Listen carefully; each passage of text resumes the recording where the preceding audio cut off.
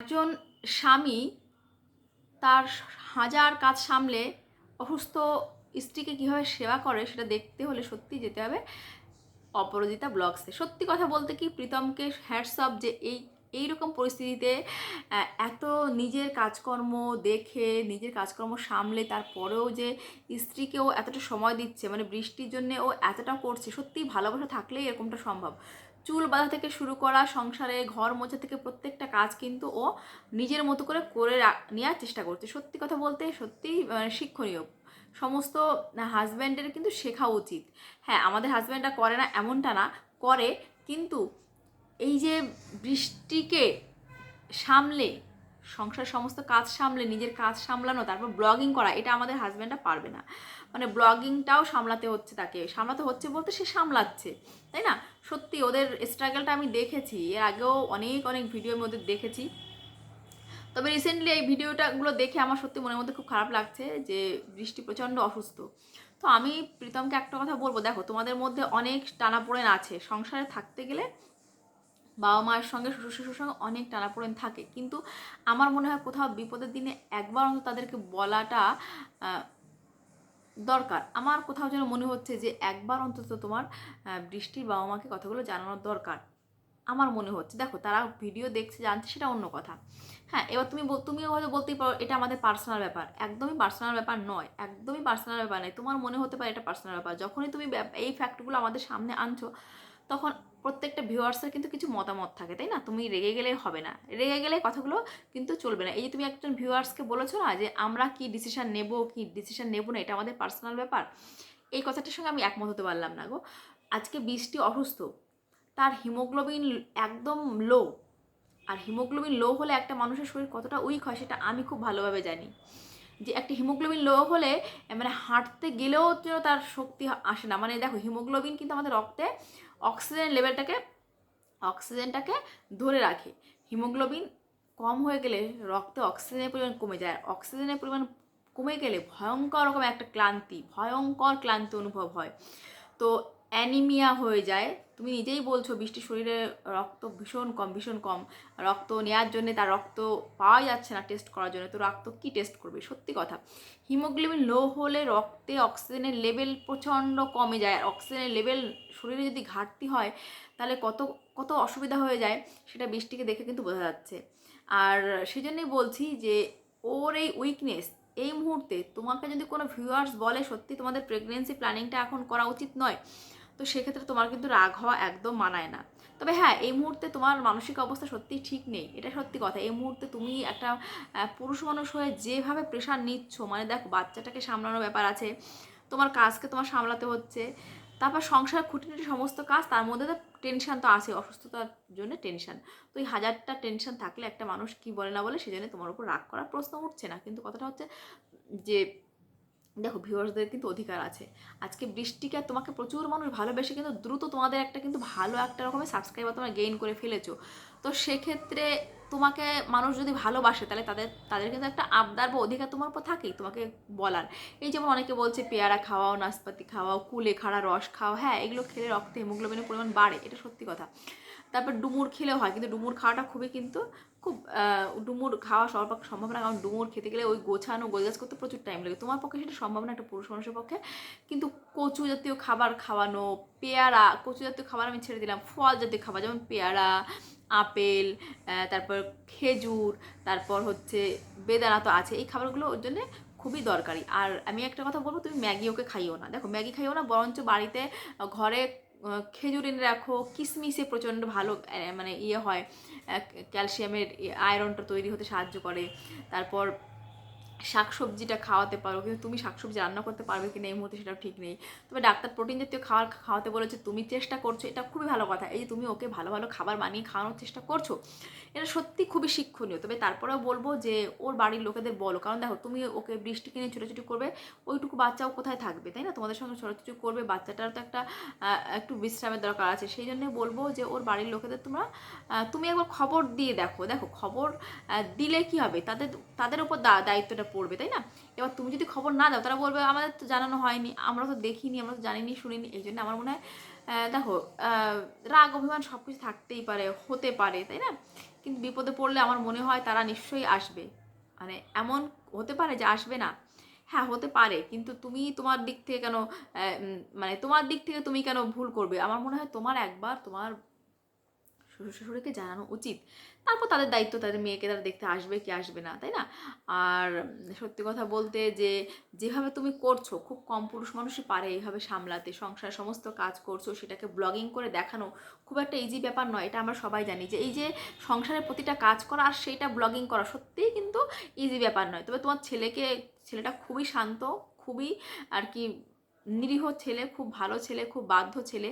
এই যে কি সুন্দর করে পুজো দিল গো, ওর পুজো দেওয়ার দেখে কেউ খুঁত ধরবে এইরকম অমানবিক কেউ আছে বলে আমার মনে হয় না। ওটুকু বাচ্চা কি সুন্দর করে পুজো দিচ্ছে, আর কি শান্ত, নিজের মতো করে খেলছে, নিজের মতো করে থাকে, দুরন্তপনা খুব একটা করে বলে আমার মনে হয় না। খুবই বাধ্য ছেলে তোমার। তো সত্যি কথা বলতে তোমার মতো ছেলে খুব কম পাওয়া যায়। হ্যাঁ, তোমার বাবা মার নিশ্চয়ই তোমার প্রতি একটা অভিমান থাকার জায়গা আছে, কিন্তু আমি বলবো দেখো, তুমি যদি একটা নর্মাল মেয়েকে বিয়ে করতে, তাহলে হয়তো আহ, তাকে নিয়েও প্রবলেম হতো, তাই না? তো প্রবলেম যাদের হয় তারা হয়। আর কিছু বাবা মা আছে ছেলে মেয়ের কথা ভেবে না সমস্ত কিছু ভুলে যায়, তারা ওসব দেখে না। তারা দেখে আমার ছেলে কাকে নিয়ে শান্তিতে আছে সেইটা। তো তোমার ক্ষেত্রে এটা হয়নি, সবার ক্ষেত্রে এরকমটা হয় না।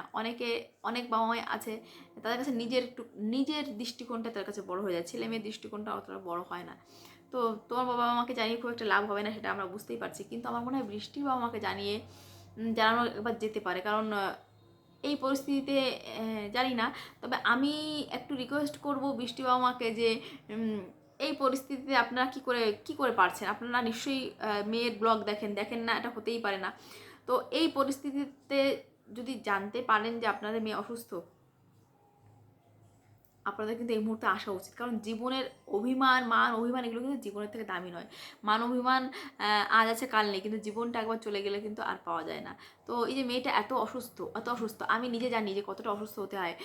মানে হিমোগ্লোবিনের পরিমাণ কমে গেলে কি কতটা অসুস্থ লাগে, আর নার্ভের প্রবলেম হলে সত্যি শরীরটা ব্যালেন্স থাকে না। আমি নিজে মাঝে মাঝে প্রচুর অসুস্থ হই, আমার নিজের প্রচণ্ড উইক লাগে, কারণ আমারও হিমোগ্লোবিনের পরিমাণ কম, আমার ভিটামিন ডি এর মানে ঘাটতি আছে আমার। তো ওই জন্য আমার হাড়ে ভীষণ ব্যথা করে, বিভিন্ন রকম টেস্ট করিয়েছি, তো কোনো বাজে সিমটম দেখা যায়নি। আমি ব্লাড টেস্ট করেছি, অনেক কিছু করিয়েছি, ডাক্তার বলেছে আমার হিমোগ্লোবিনের পরিমাণ তো লোই, এবং আমার ভিটামিন ডি এর ঘাটতি। তো সেই জন্য আমার কিন্তু ভীষণ হাতে পায়ে ব্যথা করে, এবং মাঝে মাঝে ভীষণ উইক লাগে। নর্মাল একটা কাজ, আমি একটু হয়তো ছাদে উঠবো, তাতেই আমি প্রচণ্ড ক্লান্ত অনুভব করি। তো আমার হাজব্যান্ড আমাকে প্রচুর সাহায্য করে, সত্যি কথা বলতে ও বাড়ি থাকলে প্রচুর সাহায্য করে। তো সেই জন্যেই আমি খানিকটা রিলিফ পাই। তো তুমি যেভাবে কাজ করছো না, সত্যি কথা বলতে ভীষণ ভালো লাগছে দেখে। আমি কোথাও না কোথাও নিজের সঙ্গে রিলেট করতে পারছি। মানে আমিও দেখেছি আমার হাজব্যান্ড আমাকে বলে তুমি বাসনটা মাজতে হবে না, ঘরটা তোমাকে ঝাড় দিতে হবে না, আমি করে দিচ্ছি। হ্যাঁ, আমি যতক্ষণ পারি ততক্ষণ আমি করি, কিন্তু যখন আমি পারি না সত্যি ও করে প্রচুর সাহায্য করে। আর আমার মেয়েরা যেহেতু ছোটো, ওরা পারে না, আর ওদের পড়ার চাপও থাকে, মেয়েরা ছোট, ওদেরকে দিয়ে করানোও যায় না। তো ওর বাবা কিন্তু প্রচুর হেল্প করে আমাকে। সত্যি কথা বলতে একটা পুরুষ মানুষ যখন নিজের সংসারটাকে ভালোবাসে, স্ত্রীকে ভালোবাসে না, তখন এই কাজগুলো তাদের সত্যি করতে কষ্ট হয় না। এই যে তুমি বলছিলে না বৃষ্টিকে আমি সারা জীবন করে খাওয়াতে পারি, সত্যি ভালোবাসা থাকলেই একমাত্র একটা পুরুষ মানুষ এই কথাগুলো বলতে পারে যে স্ত্রীর কষ্টটা তার কষ্ট হয়, স্ত্রীর যন্ত্রণা, স্ত্রীর মন খারাপটা তার মন খারাপ হয়, এটা স্বাভাবিক কথা।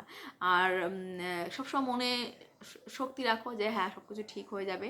এবং বৃষ্টি যদি ওর মা বাবাকে কাছে পায়, আমার মনে হয় তখন ওর একটু ভালো লাগবে। তো সত্যি কথা বলতে ভীষণ খারাপ লাগছে আমাদেরও দেখে। তো এই মুহূর্তে আমরা সবাই প্রে করবো যে ও ভালো হয়ে যাক, সুস্থ হয়ে যাক, সত্যি প্রে করবো। আর তোমার যদি সত্যি কখনো মনে হয় যে কোনো রকম সাহায্যের দরকার আছে, আমার মনে হয় সোশ্যাল মিডিয়ায় প্রচুর মানুষ তোমাকে সাহায্য করতে, যারা তোমাকে ভালোবাসে, আগ্রহী, তো সেটা তুমি বলবে। কিন্তু আমার মনে হয় যে তোমার একবার সত্যি কথা বলতে কি বৃষ্টির বাড়িতে জানানোর দরকার আছে। দেখো, সোশ্যাল মিডিয়ার মাধ্যমে জানা আর নিজের মুখে বলার মধ্যে অনেক পার্থক্য আছে গো। জানি এই মুহূর্তে তোমার হয়তো মাথা ঠিক নেই, তাই জন্য কথাগুলো বললাম, ভেবে দেখতে পারো। আমি তোমার ভালোর জন্য কথাগুলো বলছি, কারণ অনেকেই তোমাকে ভালোবাসে। আর দু একটা বাজে কমেন্ট ওগুলোকে ধরো না। হ্যাঁ, কিছু মানুষের কাজ থাকে এরকম, হ্যাঁ, এসে একটু করা, মিথ্যে কথা বলা। দেখো ওর হাতটা যেভাবে কাঁপছিল, এটা দেখে বোঝা যাচ্ছে যে নার্ভের প্রবলেম। বোঝা যাচ্ছে নার্ভের প্রবলেম। তো একবার দেখিয়ে নিতে পারো। এখন কথা হচ্ছে এত ছোটাছুটি করবে, তুমি তোমার কাজগুলো করবে কখন? তো সেই জন্যেই কিন্তু বলা হচ্ছে তুমি বৃষ্টির বাড়িতে একবার একটু বলে দেখো। আশা করি এতটা নিদারুণ মানে এতটা নিষ্ঠুর হবে না কোনো বাবা মা এতটা নিষ্ঠুর হতে পারে জানি না। আম, কি বলি, সত্যি কথা বলতে ভীষণ খারাপ লাগছে। শুধু একটু প্রার্থনা করছি যে বৃষ্টি ভালো হয়ে যাক। মেয়েটা এত পরিশ্রমী, সত্যিই তো মেয়েটা ভীষণ পরিশ্রমী। তো সেই অবস্থায় অসুস্থ হয়ে পড়লে সত্যি তাই ভীষণ মনটা ভীষণ খারাপ লাগে। জানো তো আমাদের মেয়ে মানুষের মন হচ্ছে সংসারের উপরই থাকে, আর আমরা সংসারটাকে খুব ভালোভাবেই করি, ভালোবেসে করি।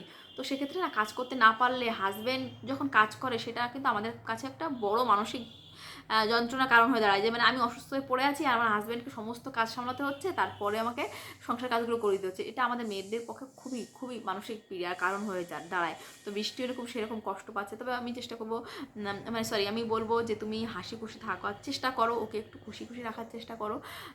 আর জানি আমার থেকে তোমার মানে দরদ অনেক বেশি হবে, এটাই স্বাভাবিক। তারপরও আমরা কথাগুলো বলছি একটা ভিউয়ার্স হিসাবে বা দিদি হিসাবে, এটা বলছি, ভেবে নিতে পারো। তো বলবো যে মনে জোর রাখো, সব কিছু ঠিক হয়ে যাবে। আর ওকে তো এখন বিশ্রামে রাখার দরকার, হ্যাঁ ওর প্রচুর বিশ্রাম দরকার। আর একটু ডাক্তারের কথাগুলো মেনে চলার চেষ্টা করো, আর মনে সবসময় জোর রাখবে যে হ্যাঁ সব ঠিক হয়ে যাবে। উই শ্যাল ওভারকাম, আমরা সব কিছু কী বলবো, ওভারকাম করতে পারবো। আর পজিটিভ থাকার চেষ্টা করবে, পজিটিভ থিঙ্কিং করবে, ঈশ্বরের কাছে প্রার্থনা করবে, ঈশ্বরের কাছে সমস্ত নিজেদের সমস্ত দুঃখ কষ্টগুলোকে, সমস্ত টেনশান চিন্তাগুলোকে ঈশ্বরের কাছে সমর্পণ করো। আশা করব যে তোমরা এই পরিস্থিতি থেকে একদিন আর কি ভালো একটা আর কি পরিণতি হবে, সব কিছু মানে সুষ্ঠুভাবে সব কিছু ভালোভাবে পরিণতি পাবে। আর এটাই মানে বলবো যে একবার অন্তত খবর দিয়ে দেখতে পারো, এটা আমার রিকোয়েস্ট। কারণ তারা কখনো না বলে যে আমরা তো জানতাম না, এইটা তাদেরকে এইটুকু বলার সুযোগ দেবে না। আর তারপরে তারা কী করলো না করলো তোমার ব্যাপার, তুমি তোমার তাদের ব্যাপার, তুমি তোমার সাধ্যমতো করছো, আমরা সবাই দেখছি তুমি কতটা আর কি কষ্ট করছো। আর সত্যি কথা বলতে কি জানো, তুমি বলছিলে না বৃষ্টির মন খিটখিটে, সত্যি গো। কাজ করতে না পারলে, সংসারের ওই নর্মাল রুটিনে ফেরত দিতে না পারলে মানুষের মন কেন, যে কোনো কারোর মনই খিটখিটে হয়ে যায়, তাই না? আর যারা কাজ করতে ভালোবাসে তারা যদি কাজ করতে না পারে তারা এমনিই খিটখিটে হয়ে যায়।